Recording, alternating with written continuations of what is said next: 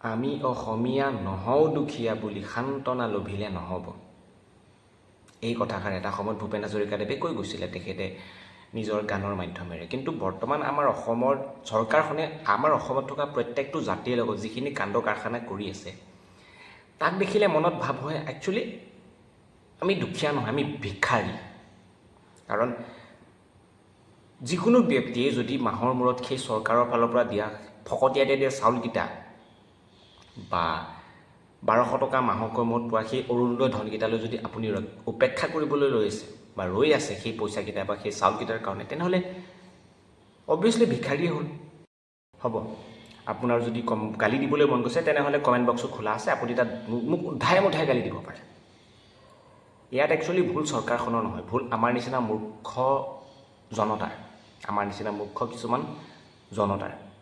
কাৰণ আমি মিঠাতেল দিয়ক বা ফ্ৰী চাউল দিয়ক বা ফ্ৰী আঁচনি এখন মুখত মাৰি দিয়ক, আমি বলিয়া হৈ যাওঁ। আমি বলিয়া হৈ চৰকাৰখনক ভোট দিবলৈ যাওঁ। ক'ত বিজেপিৰ ছবিটো ক'ত আছে চাই তেখেতে মোক 1200 টকা মাহে দি আছে, মোক ফ্ৰী চাউলকেইটা দিছে, গতিকে আৰু লাগে কি?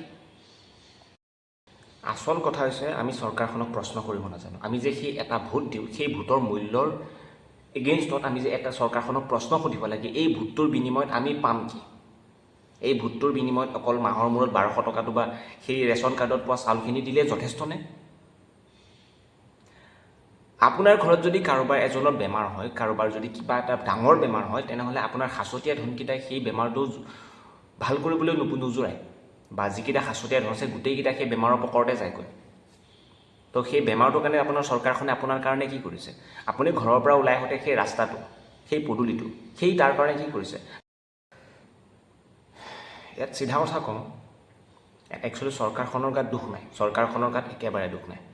ইয়াত মূৰ্খ আমি জনতা, আমি সাধাৰণ মানুহসকল একচুৱেলি আমি মূৰ্খ।